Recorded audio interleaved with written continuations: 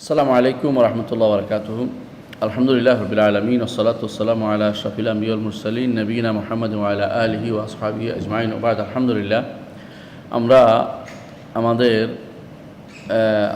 আকিদা, আদব ও আখলাক সংক্রান্ত, শিষ্টাচার সংক্রান্ত নির্বাচিত হাদিস আলোচনা করছিলাম। আজকে আমাদের 21তম 22তম অধ্যায় 23তম দর্স। আজকে আমাদের 22তম অধ্যায় 23তম দর্স ইনশাআল্লাহ। আজকে আমরা দুটি হাদিস পড়ব এবং হাদিসগুলোর ব্যাখ্যা জানবো ইনশাআল্লাহ। প্রথমেই অধ্যায়টা আগে জানি। অধ্যায়টা হচ্ছে বাবুল অথবা বাবুল ওয়াফা বিল আহদি, অঙ্গীকার পূরণ করা, অঙ্গীকার পূরণ করা, ও আদাউল আমানাতি, আমানত আদায় করা, ও ইজতিনাবুল খিয়ানাতি, খেয়ানত পরিত্যাগ করা। তিনটি জিনিস একসাথে আলোচনা হয়েছে। মূলত ওয়াফা বিল আহদের ভিতরে দুটাই চলে আসে। আল ওয়াফা বিল আহদি, অঙ্গীকার পূরণ করা। অঙ্গীকার পূরণ করলেই আমানত আদায় করতে হয় এবং কারো আমানতকে নষ্ট করা যায় না। তো এইটাই আজকের অধ্যায়। এরপরে আমাদের শেখরা, মাশায়েখরা দুটি হাদিস নিয়ে এসেছেন। আমি দুটি হাদিসে পড়ব, তারপর ইনশাআল্লাহ ব্যাখ্যা করব। প্রথমেই আন আব্দুল্লাহ ইবনে আমর রাদিয়াল্লাহু আনহুমা, তিনি হচ্ছেন আব্দুল্লাহ ইবনে আমর ইবনে আস। তিনি আমর যখন আসে তখন ইবনে আস, আর ওমর হলে ইবনে ওমর, আর আমর হলে একটা ওয়াও আসে পরে, আমরিন, ওয়াও একটা দেখবেন সবসময়। তো আর ওমর হলে ওয়াও আসে না। আব্দুল্লাহ ইবনে আমর রাদিয়াল্লাহু আনহুমা, তিনিও সাহাবী, তার পিতাও সাহাবী। আনা নবী সাল্লাল্লাহু আলাইহি ওয়াসাল্লাম قال, নবী সাল্লাল্লাহু আলাইহি ওয়াসাল্লাম বলেছেন, আরবাউন মান কুন্না ফীহি কানা মুনাফিকান খালিসান। চারটি জিনিস যার মধ্যে পাওয়া যাবে সে খাঁটি মুনাফিক। ওমান কানাত ফীহি খাসলাতুম মিনহুন্না, আর যার কাছে এগুলো থেকে একটি পাওয়া যাবে। কানাত ফীহি খাসলাতুম মিনান নিফাক হাত্তা ইয়াদাহা, তার মধ্যে মুনাফিকের খাসলত পাওয়া গেল যতক্ষণ না সে তা ছেড়ে দিচ্ছে। ইয়াদার তো ছেড়ে দেয়। এখানে ইজা তুমিনা খানা, এই চারটি জিনিস কি? একটি হচ্ছে ইজা তুমিনা খানা, যখন আমানত রাখা হয় তখন খেয়ানত করে। ওইজা হাদ্দাসা কাদাবা, যখন কথা বলে মিথ্যা বলে। ওইজা আহাদা গাদানা, আর যখন অঙ্গীকার করে তখন অঙ্গীকার চুক্তি ভঙ্গ করে। ওইজা খাসামা ফাজারা, আর যখন ঝগড়া করে তখন অকথ্য ভাষায় গালিগালাজ করে, খারাপ কথা বলে। ইমাম বুখারী এবং মুসলিম হাদিসটি বর্ণনা করেছেন। এটা হচ্ছে প্রথম হাদিস। এখানে চারটি খাসলাতের কথা বলা হয়েছে। আমাদের অধ্যায়ের সাথে জড়িত হচ্ছে এখানে যে এখানে বলা হয়েছে ওইজা আহাদা গাদারা, অঙ্গীকার করলে সেটাকে অঙ্গীকার নষ্ট করে, ভঙ্গ করে। তো আমাদের অধ্যায় হচ্ছে বাবুন আল ওয়াফা বিল আহদি, ওয়াদা পূরণ করা, অঙ্গীকার পূরণ করা। আর দ্বিতীয় হাদিসটি হচ্ছে আন আবি হুরায়রা রাদিয়াল্লাহু আনহু, আবু হুরায়রা রাদিয়াল্লাহু আনহু বর্ণিত, তিনি বলেন, আন নবী সাল্লাল্লাহু আলাইহি ওয়াসাল্লাম, রাসূলুল্লাহ সাল্লাল্লাহু আলাইহি ওয়াসাল্লাম বলেছেন, আয়াতুল মুনাফিকি সালাসুন, মুনাফিকের আলামত হচ্ছে তিনটি। ইজা হাদ্দাসা কাদাবা, যখন সে কথা বলে তখন মিথ্যা বলে। ওইজা ওয়াদা আখলাফা, যখন ওয়াদা করে ওয়াদার বিপরীতটি করে। ওইজা তুমিনা খানা, যখন আমানত রাখা হয় তখন সে খেয়ানত করে। আমরা যদি কোনো চারটি জিনিসকে মিলে, মানে ওখানে চারটা এখানে তিনটা, তাহলে দেখতে পাবো একটা জিনিস এখানে বেশি আছে। সেটা হচ্ছে ওয়াইজা ওয়াদা আখলাফা। হাদাসা কাদাবা ওখানেও আছে, ওয়াইজা তুমিনা খানা ওখানেও আছে। এখানে অতিরিক্ত একটা আছে ওয়াইজা ওয়াদা আখলাফা। তাহলে মোট কয়টা হলো? পাঁচটা। চারটা আর এখানে একটা, পাঁচটা। এইটাই যথেষ্ট না, বরং আরও আছে। মুনাফিকের আলামত আরও আছে। মুনাফিক আলামতের মধ্যে রাসূলুল্লাহ সাল্লাল্লাহু আলাইহি ওয়াসাল্লাম বলেছেন বগদুল আনসার, আনসারদেরকে ঘৃণা করা। এটা রাসূলুল্লাহ সাল্লাল্লাহু আলাইহি ওয়াসাল্লাম হাদিস, সহিহ হাদিসে প্রমাণিত। তাহলে বুঝো এটাও একটা। আবার মুনাফিকদের আলামতের মধ্যে কোরআনে আল্লাহ বলছেন যে তারা যখন সালাতে আসে তখন কুসালা, অলস থাকে। আরও তাদের বলছেন ইউরাউনান নাসা, মানুষের দেখানোর কাজ করে। আবার ওলা ইউজকুরুন আল্লাহ ইল্লা কালিলা, খুব কমই তারা জিকির করে। আবার তাদের মধ্যে আছে সাহাবাদের ঘৃণা করা, এটাও আসছে। আলীকে ঘৃণা করা আসছে, অর্থাৎ একজন সাহাবীর কথাই আসছে। তো এগুলি দ্বারা বোঝা যাচ্ছে যে মুনাফিকদের আলামত আরও আছে, এগুলি ছাড়াও। এখানে দুটি হাদিস নিয়ে আসা হয়েছে, দুটি হাদিসে আনছে এই কারণে অঙ্গীকার পূরণ করার বিষয়টি উভয় হাদিসেই, কিন্তু ওয়াদা আখলাফা একখানে আছে আর এখানে আছে ওই যে আহাদা গাদারা। আহাদ এবং ওয়াদের মধ্যে একটু পার্থক্য আছে। আহাদ হচ্ছে বড় অঙ্গীকার, যেমন চুক্তিবদ্ধ কোনো কিছু, চুক্তি হয়েছে, যেমন হুদায়বিয়ার চুক্তি, এটা হচ্ছে আহাদ। আর ওয়াদা হচ্ছে আমি আপনাকে 1 টাকা দিব, 2 টাকা দিব, সাধারণ ওয়াদা, কারণ ওয়াদা করছে। রাসূলুল্লাহ সাল্লাল্লাহু আলাইহি ওয়াসাল্লাম ওয়াদার ব্যাপারে খুবই গুরুত্ব দিতেন, কারণ ওয়াদা থাকলে ওয়াদার ব্যাপারে তিনি খুব বেশি গুরুত্ব দিতেন। সাহাবায়ে কেরাম ওয়াদার বেশি গুরুত্ব দিতেন। ওয়াদাটা মূলত খুবই গুরুত্বপূর্ণ জিনিস, ইমানের পরিচয় ওয়াদাটা। আমরাও দেখি কোরআনে কারীমের আয়াত থেকে ওয়াদার বিষয়ে অনেকগুলো আয়াত আসছে কোরআনে কারীমে। 2-1টা আয়াত আমি উল্লেখ করি। 1 নম্বর হচ্ছে আল্লাহ তাআলা বলছেন ওয়াউফু বিল আহদি ইন্নাল আহদা কানা মাসউলা। আর তোমরা আহাদ বা অঙ্গীকার পূরণ করো, কারণ অঙ্গীকার সম্পর্কে তোমাদের জিজ্ঞাসা করা হবে। সূরা ইসরা 34 নম্বর আয়াত। আল্লাহ তাআলা সূরা আন-নাহলে বলছেন ওয়াউফু বিআহদিল্লাহি ইযা আহাদতুম, যখন তোমরা অঙ্গীকার করবে, আল্লাহর সাথে কৃত অঙ্গীকারকে তোমরা পূরণ করবে। আল্লাহর সাথে কৃত অঙ্গীকার মানে বিআহদিল্লাহ, অর্থাৎ আল্লাহকে সাক্ষী রেখে কেউ অঙ্গীকার করে, অথবা কেউ আল্লাহর সাথে অঙ্গীকার করছে যে আমি আল্লাহর সাথে অঙ্গীকার করলাম যে আমি এখন থেকে সালাত ত্যাগ করবো না, এটা যেন সে পূরণ করে, অথবা দাড়ি কামাবো না, সেজন্য পূরণ করে। এটা আল্লাহর সাথে কৃত ওয়াদা। আরেকটি আয়াত আল্লাহ তাআলা বলছেন ইয়া আইয়ুহাল্লাযীনা আমানু আউফু বিল উকুদ, হে ঈমানদারগণ তোমরা উকুদ চুক্তিগুলো পূরণ করো। এখানে উকুদ অর্থ উহুদ, মূলত অঙ্গীকার, চুক্তি। কীরকম চুক্তিটা? মানুষের সাথে কৃত চুক্তি, অর্থাৎ চুক্তি 2 রকমের হয়, আল্লাহর সাথে এক চুক্তি হয়, বান্দার সাথে একটা চুক্তি হয়। যেমন আল্লাহর সাথে চুক্তি কি? আল্লাহর সাথে বান্দার একটা চুক্তি আছে যে বান্দা আল্লাহর ইবাদত করবে আর কারো ইবাদত করবে না। আরেকটা চুক্তি হচ্ছে আল্লাহর উপরে বান্দার, সেটা হচ্ছে যে একমাত্র আল্লাহর সাথে শরীক করবে না, আল্লাহর ইবাদত করবে, তাকে আল্লাহ তাআলা জাহান্নামে রাখবেন না, জাহান্নাম থেকে বের করে আনবেন। এটা হাদিসে আসছে আমাদের কাছে। তো এটাও চুক্তি, আল্লাহর সাথে একটা চুক্তি আছে, রাসূলের সাথে একটা চুক্তি আছে এরকম। সেটা কীরকম? রাসূলুল্লাহ সাল্লাল্লাহু আলাইহি ওয়াসাল্লাম অনুসরণ করবে, রাসূলুল্লাহ সাল্লাল্লাহু আলাইহি ওয়াসাল্লামের সুন্নাহর বাইরে যাবে না। আর রাসূলের উপরে উম্মত একটা চুক্তি আছে, সেটা হচ্ছে রাসূল যত ভালো জানবেন তত ভালো উম্মতকে জানিয়ে দিবেন, কোনো কিছু গোপন করবেন না। এই জন্য নতুন বেদাত করা যায় না। কেন বেদাত করা যায় না? কারণ রাসূল তো বলেই দিয়েছে সব কিছু। এমন এক রাসূল আল্লাহ তাআলা আমাদেরকে দিয়েছেন যিনি নিজের থেকেও বেশি, মানুষ নিজের থেকে যতটুকু বেশি দরদি না, রাসূল তার থেকে একজন মানুষের নিজের থেকে বেশি দরদি হচ্ছে তার রাসূলটা। লাকাদ জাআকুম রাসূলুম মিন আনফুসিকুম আজিজুন আলাইহি মা আনিতুম হারিসুন আলাইকুম বিল মুমিনিনা রাউফুর রাহিম। সুতরাং রাসূলের সাথে একটা অঙ্গীকার আছে, রাসূলের উপরও একটা অঙ্গীকার আছে, আল্লাহর উপর একটা অঙ্গীকার আছে, আল্লাহর সাথে মানুষের একটা অঙ্গীকার আছে। ঠিক মানুষের মধ্যে পরস্পর একটা অঙ্গীকার আছে। আমরা নিজেদের মধ্যে যে সমস্ত অঙ্গীকারগুলি করি সেগুলি পূরণ করতে হয়। রাসূলুল্লাহ সাল্লাল্লাহু আলাইহি ওয়াসাল্লাম জাহিলি যুগে অঙ্গীকারগুলো সে পূরণ করতেন, এবং তার খুব প্রসিদ্ধি ছিল এ ব্যাপারে।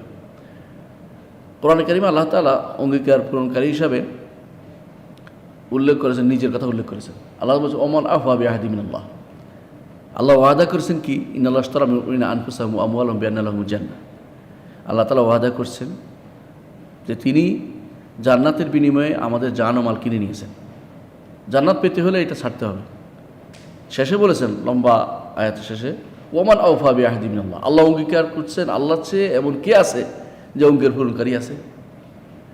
আল্লাহর চেয়ে বেশি অঙ্গীকার পূরণকারী আর কেউ নাই। সুতরাং তোমাদের বিশ্বাস যদি, ঈমান যদি ঠিক থাকে, তাহলে এইটাতে তোমাদের কোনো রকম পিছ পাওয়া উচিত না। এটা হচ্ছে ইন্নাল্লাহ আশতারা মিন আনফুসিহিম ওয়া আমওয়ালিহিম বিআন্না লাহুমুল জান্নাহ ইউকাতিলুনা ফি সাবিলিল্লাহ বিআমওয়ালিহিম ওয়া আনফুসিহিম ইউকাতিলুনা ফি সাবিলিল্লাহ ফায়াকতুলুন ওয়া ইউকতালুন ওয়াদান আলাইহি হাক্কান ফিত তাওরাত ওয়াল ইনজিল ওয়াল কুরআন ওয়া মান আওফা বিআহদি মিনাল্লাহ ফাস্তাবশিরু বিবাইয়িকুম আল্লাযী বায়াতুম বিহি। সুতরাং খুশি হও, যে বেচা কিনা আল্লাহর সাথে করেছো এতে তোমরা খুশি হও, কারণ এটাতে কোনো হারার কোনো কিছু নেই, বরং শুধু লাভ আর লাভ। এটা হচ্ছে কোরআনে কারিমে আল্লাহ তাআলা বলছে তিনি ওয়াদা পূরণকারী।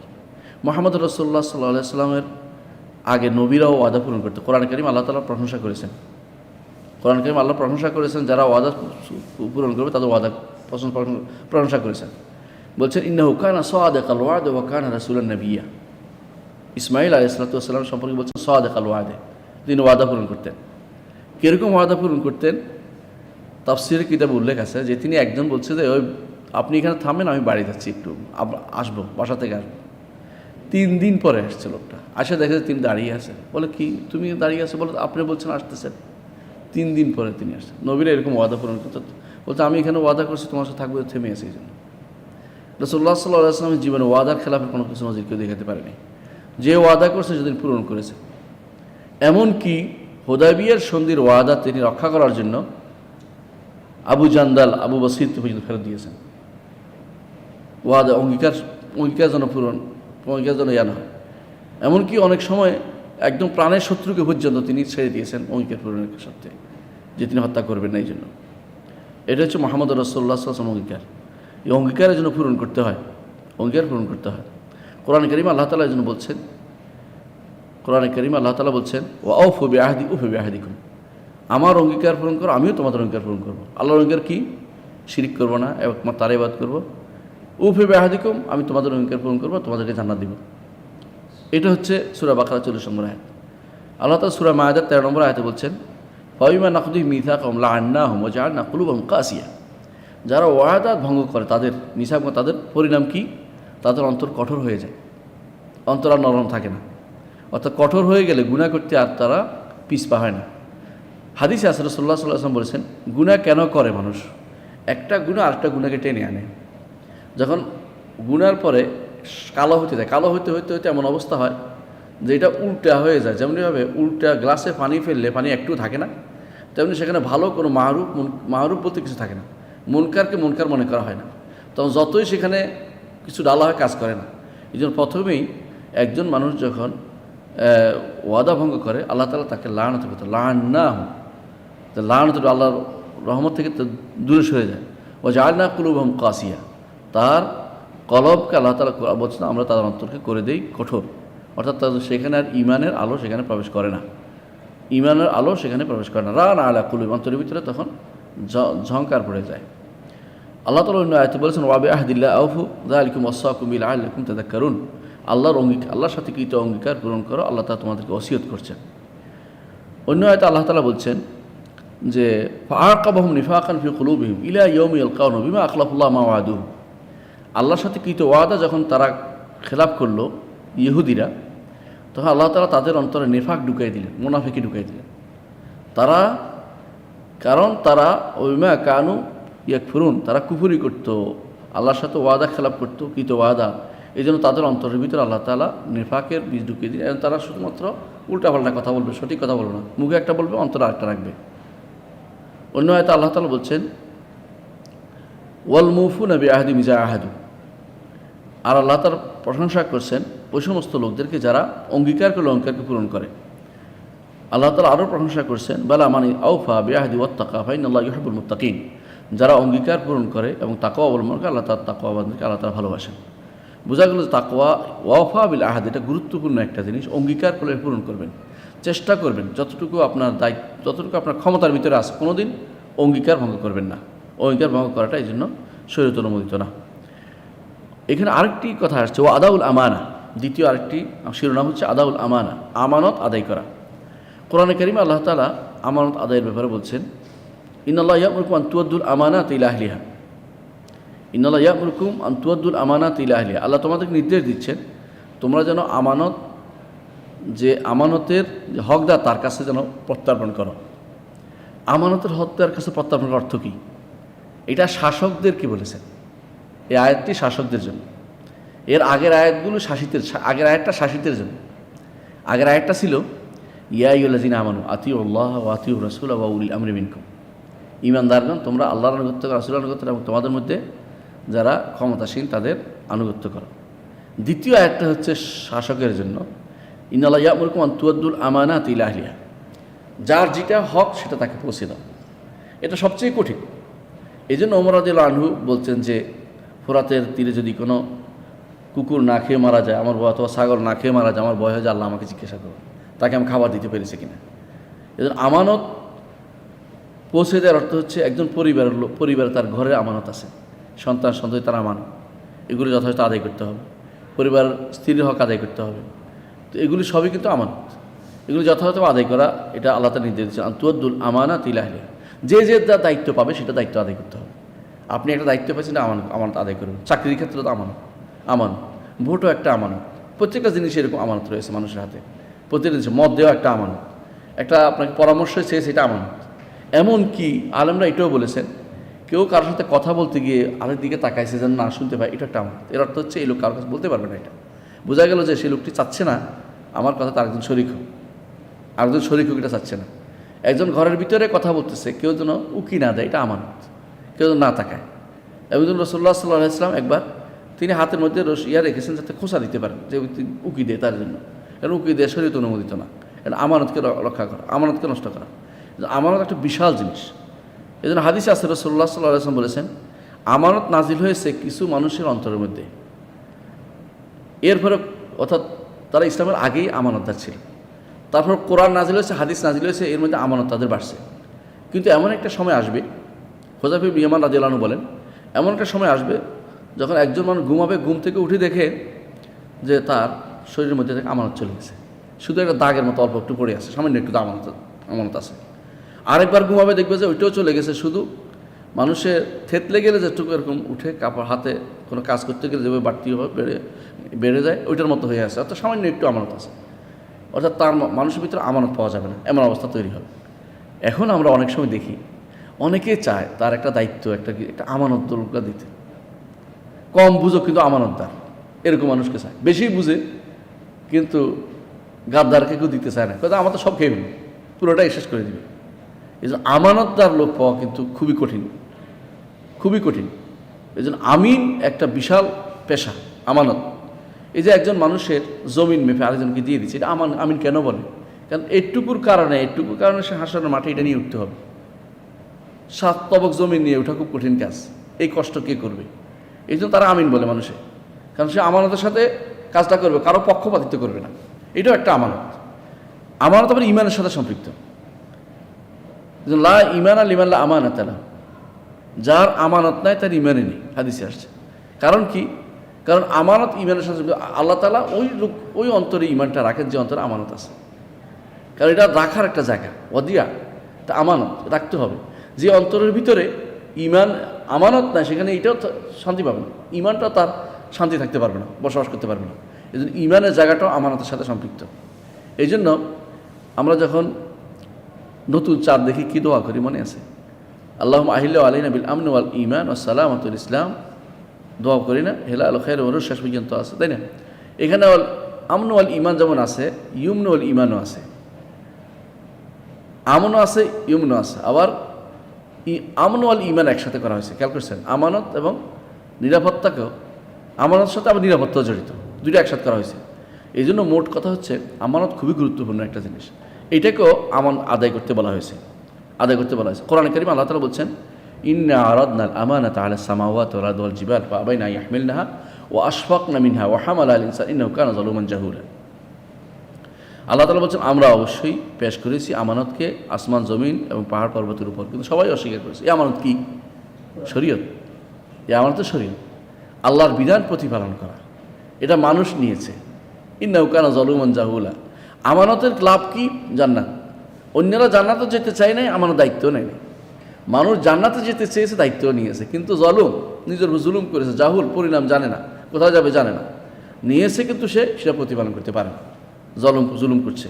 সুতরাং এই আমানত, এই যে আমানত অর্থাৎ তাকলিফ বিশারা, শরীয়তের মূল জিনিসটা প্রতিপালন করা, এটাও একটা আমানতের অন্তর্ভুক্ত। এই জন্য আমানত আদায় করতে হয়, আমানত আদায় করতে হয়। আমানত শুধু টাকা নয়, আমাদের সমাজে আছে টাকা হতে আমানত হয় না, আমানত টাকাও, কথাও, আচার আচরণও, সব কিছুই আমানত। একজন একটা কথা রাখছে, এটাও কিন্তু আমানত, এটাও আমানত, এটাকে আমানত হিসেবে নিতে হবে। রাসূলুল্লাহ সাল্লাল্লাহু আলাইহি ওয়াসাল্লাম বলেছেন, কিয়ামতের মাঠে যখন মানুষ পার হয়ে থাকবে, পুলসিরাত পার হবে, তখন দুই জিনিস দেওয়া হবে পুলসিরাতের পাশে। একটা হচ্ছে রেহেম, একটা হচ্ছে আমানত। আত্মীয়তার সম্পর্ক এক পাশে দাঁড়াবে, আমানত আরেক পাশে দাঁড়াবে, অর্থাৎ তাকে আটকেই দিবে। রেহেম বলে আমাকে পালন করার নিচে পড়ে যাও, আমানত বলে আমাকে পালন করে নিচে পড়ে যাও, কঠিন অবস্থা। আর রসুল বলতে থাকবেন, হাদিসে আছে, রসুল বলে আল্লাহুম্মা সাল্লিম সাল্লিম, দোয়া করতে, আল্লাহ বাঁচাও দোয়া করতে থাকবেন। এটাও সহিহ হাদিসে প্রমাণিত, সহিহ মুসলিমের হাদিস। এর অর্থ হচ্ছে পুলসিরাতের ডাইনে বামে দুই পাশে দাঁড়িয়ে থাকবে দুইটা জিনিস আপনার জন্য। এটা বড়ই বড়ই মারাত্মক একটা মানে ভীতিকর জিনিস যে আপনি এটা আসলে আদায় করতে পেরেছেন কিনা। কোরআনে কারীম আল্লাহ তাআলা বলছেন, ফাইন আমিনা বা'দুকুম বা'দান ফালইউদ্দিল্লাযী উতুমিনা আমানাতাহু, যদি তোমাদের একে অপরের কোনো আমানত দেয়, তোমাদের কাছে রাখে, সেটা যেন সে আমানতটা যথাযথ আদায় করে। কোরআনে কারীমে আল্লাহ তাআলা আরও বলছেন, ইয়া আইয়ুহাল্লাযীনা আমানু লা তাখুনুল্লাহ ওয়া রাসূল ওয়া তাখুনু আমানাতিকুম ওয়া আনতুম তা'লামুন, হে ঈমানদারগণ, আল্লাহ ও রাসূলের সাথে খেয়ানত করো না, তাহলে তোমাদের আমানত নষ্ট হয়ে যাবে। আমানতটা কি? ঈমান নষ্ট হয়ে যাবে। আল্লাহ ও রাসূলের সাথে খেয়ানত করলে ঈমান থাকে না। সুতরাং ঈমানের মাসআলাটা আমানতের সাথে জড়িত। আর এটা খেয়ানত যখন হবে তখন ঈমান কমতে কমতে এক সময় ঈমান শেষ হয়ে যায়। আমরা জানি যে আহলুস সুন্নাহ ওয়াল জামাতের আকীদা হচ্ছে এটা, যে ঈমান বাড়েও কমে। তো সেই হিসাবে যদি কেউ আমানত তার মধ্যে কম, তার মধ্যে ঈমানের অংশ কম। আমানত তার মধ্যে যত বেশি, তার ঈমানের অংশ তত বেশি। এমনকি আপনি যদি কোনো গোপন করতে পারেন কারো কিছু, এটা কিন্তু আখিরাতে সওয়াব পাবেন। এটাও আমানত যেমন একদিক থেকে আখিরাতে হলো, আল্লাহ তাআলা বলছেন, মান সাতারা মুসলিমান সাতারাহুল্লাহু ইয়াওমাল কিয়ামা। কোনো মানুষকে গোপন করছেন, তার আমানত হিসেবে রেখে দিন যে কী দেখছেন, কী হয়েছে না হয়েছে, আল্লাহ তাআলা হাসরের দিন আপনার দোষ গোপন করে জান্নাত দিয়ে দেবেন। খুবই বিশাল সুযোগের ব্যাপার। সুতরাং আমানতটা অবশ্যই গুরুত্বপূর্ণ একটি খাসলত, এটাকে অবশ্যই রক্ষা করতে হবে। আর এর বিপরীতটা হচ্ছে যে ইজতিনাবুল খেয়ানত পরিত্যাগ করতে হবে। খেয়ানতটা এখন একটা স্বাভাবিক জিনিস হয়ে গেছে। এমন কি কেউ মিথ্যাচার দিয়ে কিন্তু ভরাই ফেলতেছে আজকে, বিশেষ করে সামাজিক যোগাযোগ মাধ্যমে দেখবেন যে এটা আসলে ঘটেই নেই, কিন্তু এমন ঘটনা তুলে দিচ্ছে। এটা আমানতের খেয়ানত। আপনাকে হয়তো একটা কথা বলেছে ভালো বলে, আপনি এটা এখন, অথবা আপনাকে প্রশ্ন উত্তর দিয়েছে যেটা সে পাবলিকের দিতে চাচ্ছে না, আপনি এটা কাট করে আইনে এটাকে প্রচার করে দিলেন, যাতে করে একটা গন্ডগোল লাগাই দিতে পারেন সারা দুনিয়াতে, এবং আগুন লাগাই দিলেন। এটা কিন্তু আমানতের খেয়ানত করেছেন আপনি। এটা নিষিদ্ধ। এটার কারণে অনেক গন্ডগোল লাগে যায়, সামাজিক যোগাযোগ মাধ্যমে অনেক কিছু এগুলো ঘটে যাচ্ছে। কারণ একটা জিনিসের কাইটে আইনে এখন মনে হচ্ছে এটা তুলে দিতে পারলে পুরো এলাকায় গন্ডগোল লেগে যেত, অমুককে মানুষ হিংসা করতে শুরু করবে। এইটাও কিন্তু আমানতের একটা খেয়ানত।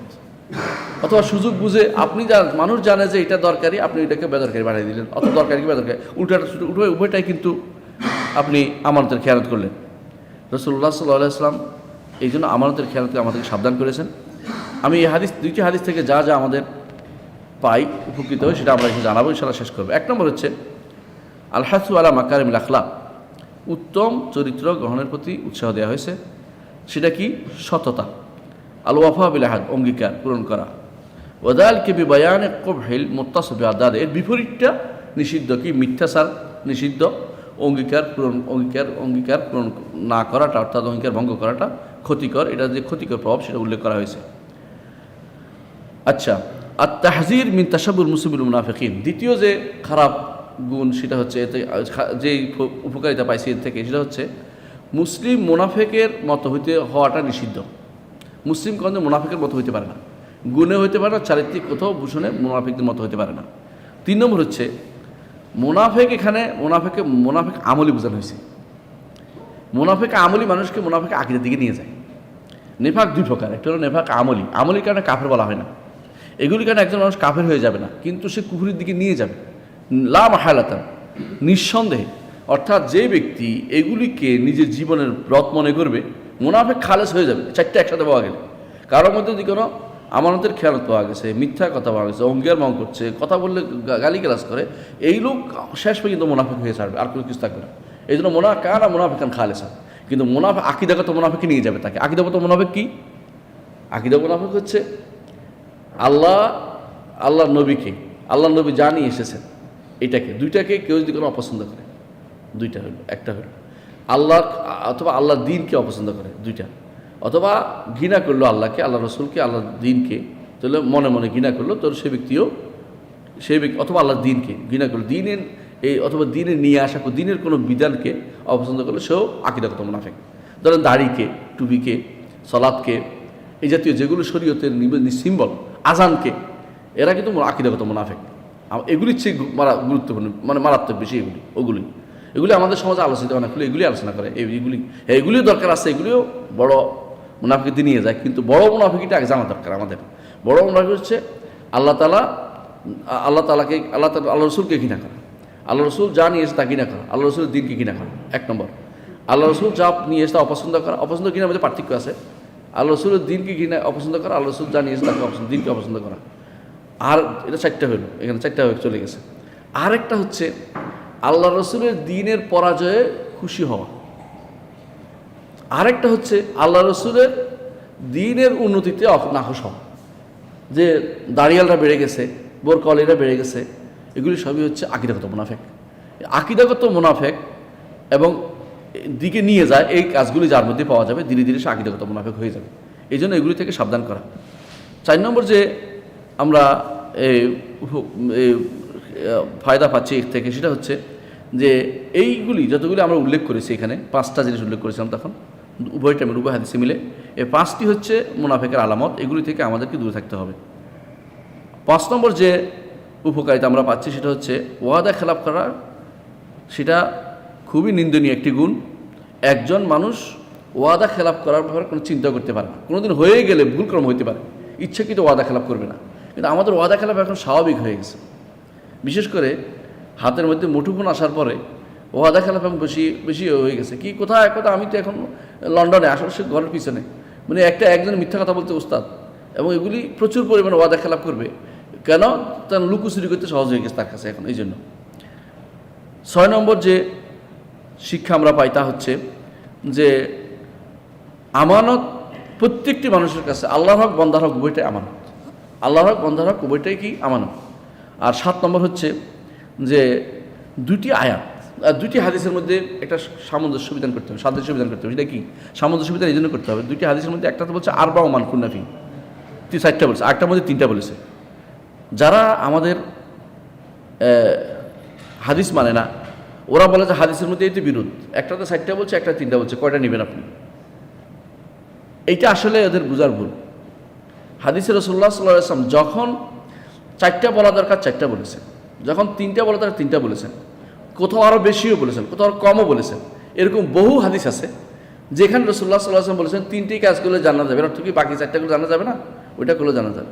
কিন্তু এইটা না বোঝার কারণে তথাকথিত যারা নাস্তিক গোষ্ঠী আছে, যেমন আসিফ মহিউদ্দিন বা এই জাতীয় গোষ্ঠী যারা আছে, ওরা সাধারণত এগুলি নিয়ে বসে থাকে, যেমন কোরআনে কারিমে আল্লাহ তাআলা বলছেন যে একজন গাছসাক দিবে, আর এখানে বলছে হামিম দিবে। তারা বলছে আল্লাহ কোনটা দিবে? তবে আরে আল্লাহ 2টিই দিবে, তোমার সমস্যাটা কোথায়? আল্লাহ উভয় শাস্তি, কাউকে গরম পানি শাস্তি দিবে, কাউকে জামহারির শাস্তি দিবে, ঠান্ডা পানি। তোমার সমস্যা কোথায়? তুমিও তো সেরকম শাস্তি পাবে, তুমি একটা বিরুদ্ধে দাঁড় করাচ্ছ কেন? অধিকাংশ সময় আমি দেখেছি অভিজ্ঞতা থেকে, যারাই কোরআনের মধ্যে বিরোধ খুঁজে, ওদের কাজ হচ্ছে তারা কিন্তু বুঝে নাই 2 আয়াতের অর্থ, ইচ্ছা করে বিরোধ লাগাই দিয়েছে। যারা হাদিসের মধ্যে বিরোধ খুঁজে কোরআনের সাথে, এরাও এরকম কাজ করেছে। আর যারা সত্যিকার আলেমে দ্বীন, তারা কোনোদিন বিরোধ দেখে না। তারা দেখে 2টার অ্যাপ্রোচ ভিন্ন, 2টার উদ্দেশ্য ভিন্ন, 2টার অবস্থান ভিন্ন, 2টা ভিন্ন ভিন্ন প্রেক্ষাপটে বলা হয়েছে। এই জন্য ইমাম শাফি রহমতুল্লাহ আলাইহির এই বাক্য অত্যন্ত শক্তিশালী। তিনি বলেছেন কোনো সহিহ হাদিস কখনো অপর সহিহ হাদিস বিপরীত হবে না, কোনো সহিহ হাদিস কখনো কোরআনে কারিম বিপরীত হবে না। আমাদের জীবনে কখনো এটা আমরা দেখিনি, কারণ বুঝার ক্ষেত্রে হয়তো তার ভুল হতে পারে, সে হয়তো মনে করতে বিরোধ হয়েছে, আসলে বিরোধ হয় নাই। এই জন্য আলেমরা এগুলি সুন্দরভাবে সমাধান দিয়েছেন। যারা বিশেষ করে তাফসীর করেছেন, হাদিসের ব্যাখ্যা লিখেছেন, তারা সুন্দর সমাধান দিয়েছেন। কিন্তু যারা পড়বে না, ভাষা নলেজ নিয়ে একটা হাদিস পড়ে দৌড় দিবে, একটা হাদিস পড়েছে হয়তো বাংলা কোনো বই থেকে, তার কাছে কোনো পড়ার আর জিজ্ঞাসা করার সুযোগ নেই, অথবা অহংকার করে জিজ্ঞাসা করছে না, সে মনে করছে সে পণ্ডিত হয়ে গেছে। এরাই সাধারণত বেশি বেশি সন্দেহের মধ্যে ভোগে। এই সন্দেহ রোগ থেকে বাঁচার জন্য আমাদের ইলম অর্জন করা দরকার, এবং আমাদেরকে আলেমদের সাহচর্য অর্জন করা দরকার, আলেমদের গ্রন্থ পড়া দরকার। আল্লাহ আমাদেরকে বোঝার তৌফিক দান করুন। আসসালামু আলাইকুম ওয়া রাহমাতুল্লাহি ওয়া বারাকাতুহু।